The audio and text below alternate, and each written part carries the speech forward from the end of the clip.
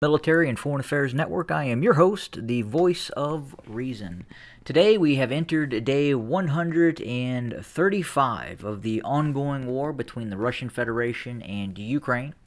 We continue to hear about the possible operational pause by Russian forces, but at the same time, we are continuing to see Russians continue to conduct limited offensive operations, especially directly to the east of Slovansk in the direction of the town of Seversk. Recently, Russian forces have made additional movements forward that indicate they wish to continue to eventually seize control of Seversk and continue to push forward towards the major defensive prepared network that exists around Sloviansk and Kramatorsk. In other news, Russian forces continue its advance towards Bakhmut as well. That operation continues. If you look here on our map, obviously the area in the orange or reddish in color is controlled by Russian forces. The area in beige or gray is contested, where there is continued and ongoing fighting allegedly. We do believe that in quite a few instances, in terms of this grayed out area, the Russians have actually pressed forward in some of these locales. If we go back and we look at the map over the last day or two, you can kind of clearly see the Russians are continuing to press forward. If you kind of look east, southeast of Seversk, you can kind of see the contested area expands a little bit, and then the Russian forces move forward. And we continue to see the withering Russian application of vast amounts of heavy artillery and multiple launch rocket systems combined with tactical air assets as well, and strategic assets as well, such as Caliber cruise missiles. We do know that there has been another volley of cruise missiles being launched at targets west of Kherson, namely in the area near Mykolaiv and Odessa as well. And the Russians continue to pound and saturate Ukrainian targets throughout much of Ukraine with these cruise missile strikes. Additionally, we have seen and heard reports of additional Russian operations to the northwest of Kharkov. We do anticipate that if and when the Russians are able to take control of fully control of the Donbass, specifically all of Luhansk and more importantly right now Donetsk, we could see further Russian operations directed towards seizing control of the second largest city in Ukraine, and that is Kharkov. Is that going to actually come next after the seizure of the entire Luhansk and Donetsk regions? Difficult to say at this point. We could see an additional pause, redeployment of Russian forces that we could see Russian forces making additional directional attacks in other areas that we have not seen, especially in the last several weeks. And that would make sense given kind of the situation on the ground right now. Really, the Ukrainian forces have strengthened their force construct really east of Dnipro in the direction of Sloviansk, Kramatorsk, Bakhmut, and obviously continue to hold fairly strong positions in the west as well, south of Mykolaiv. But I continue to look at what is happening south of Zaporizhia and the possibility of another Russian major operation pushing along the east bank of the Dnieper River, I would say is still highly probable. and probably makes the most strategic sense for the Russians in this ongoing operation. I don't believe we will see a end game of Russian forces stopping operations with just the seizure of the rest of the Donetsk region after they have obviously gained control of most of Luhansk, or all of Luhansk for all intents and purposes, except a very, very small amount that has not been yet taken. But more importantly, I believe at this point the Kremlin would like to say that they have seized control of both Donetsk and Luhansk prior to initiating further operations. But again, kind of the end game, if the Russians were to stop with Gzhsk, Luhansk, and Donetsk, and the existing territory that they control, I don't think that is going to put them in a situation that they can maintain if Western powers continue to arm Ukrainian forces. The big issue for the Russians, at least, is if there is some sort of ceasefire, so to speak, in which the Russians are controlling the areas that they currently control. And if this is not an actual signed legal treaty between Russia and Ukraine, then there is a fairly high likelihood that Ukrainian forces would rearm significantly. And if we look forward 2 years, 2+ years into the future, especially if the West supplies Ukrainian forces, the Ukrainian military, and gives the Ukrainians the ability to field a fairly proficient air force, that could be detrimental for Russian forces in any future-facing conflict. We can only anticipate that if we have some sort of ceasefire and some sort of temporary treaty, not something that is lasting, that comes into effect, we can almost guarantee that the Ukrainians are going to rearm and probably be able to marshal a much more advanced and proficient force than even what we observed in the early stages of this conflict. And I think that right now is the big concern that the Russians have. Yes, they would have seized control of a corridor extending from Russia proper to the Dnieper River, and they would have secured water rights extending from the Dnieper River down to the Crimea.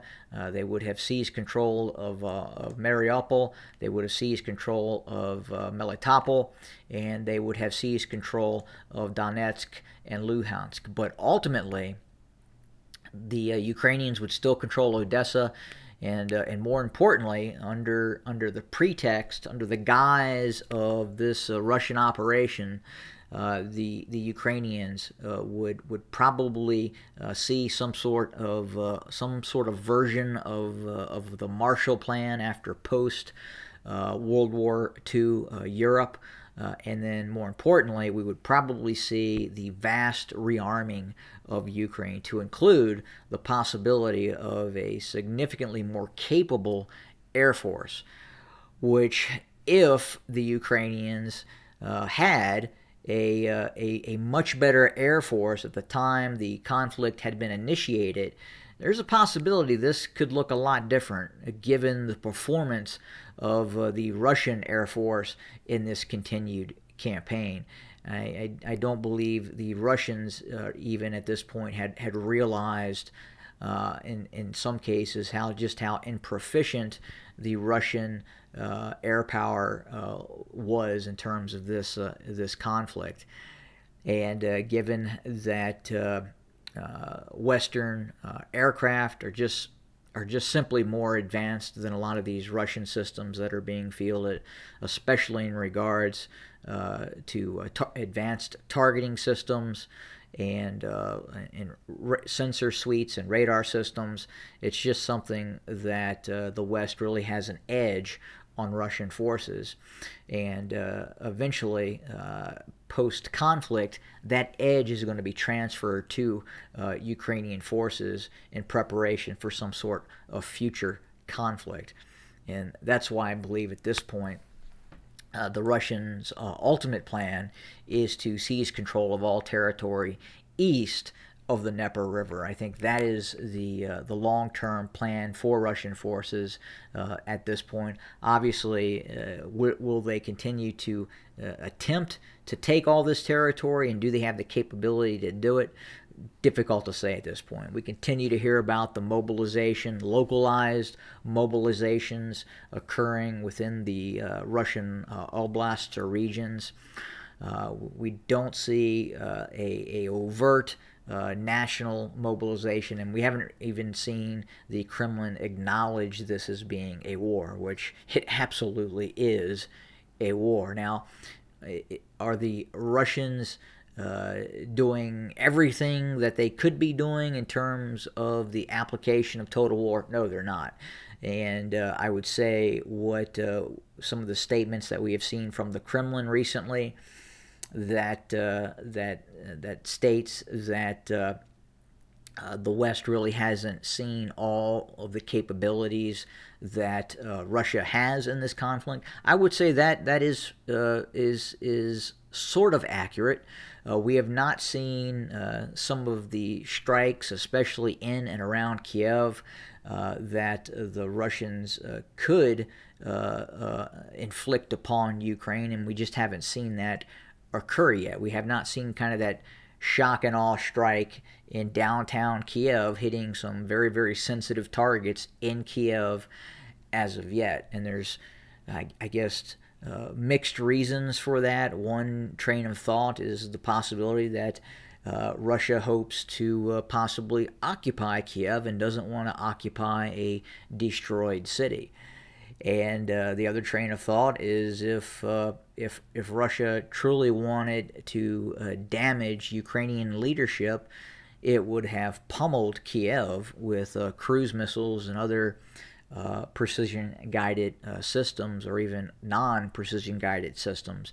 And we have not seen that happen as of yet. That's not to say it's going to happen, but it's definitely something that is still in the Kremlin's playbook that we haven't seen yet. And on top of that, I also believe we haven't seen all the damage that the Ukrainians could have inflict on Russian targets or even Belarusian targets as well. As long as Belarus is allowing overflights of Russian aircraft, as long as Belarus is allowing Russian formations to enter Belarus, fire off Iskander missiles from Belarusian territory, and even at the onset of hostilities allowed Russian forces to attack Ukraine through Belarus, that makes Belarus a party to this conflict. And obviously that would then allow, at least legally, in my opinion, the right of Ukraine to strike targets in Belarus. Now, there has been some interesting comments regarding this belief in terms of, is Poland a valid military target? And I would say, yes, it is. Now, with that being said, just because it is a valid military target, that does not make it a prudent military target, meaning that if Russia were to attack targets in Poland, that could then escalate the conflict and bring additional NATO forces, quite possibly directly intervening in the conflict. Thus, we have what quite possibly could lead to World War III. And the same goes for striking targets in Belarus too. While not a member of NATO, obviously it is allied with Russia. And then obviously we would probably see Belarusian forces come directly into play in terms of operating against Ukrainian forces. I don't think we would see a all-out invasion by Belarus of northern Ukraine. I don't think, as I said before, the Belarusians have that capability as of yet. Their military is just not in a state of affairs that would allow Belarus to conduct those sorts of operations that we saw early in the campaign, where Russian forces actually made a move on Kiev. But again, we are seeing a slowing, I would say, of Russian operations. Again, this is in all likelihood that operational pause that has been talked about, and we will probably continue to see that occur for the next anywhere from 2 weeks to maybe a month plus. And then I would anticipate a uptick in both Russian strike operations and Russian maneuver operations, especially towards Sloviansk, Kramatorsk, and then obviously possibly other targets as well inside of Ukraine. And one other note I wanted to talk about here real quick is the possibility that there could be a fracture in the political leadership and the military leadership within Ukraine. We're starting to get information that indicates that the Ukrainian military at one point had wanted to withdraw fairly quickly from this developing salient that was being created by Russian forces. And we'll just go back in time, because we can do that, which will give you, the viewer, a better idea of what we were kind of looking at. And we're going back all the way towards the earlier part of June. And in this period, apparently, the Ukrainian military very much wanted to conduct a tactical retreat back towards the main M3 highway running from Sloviansk down to Bakhmut.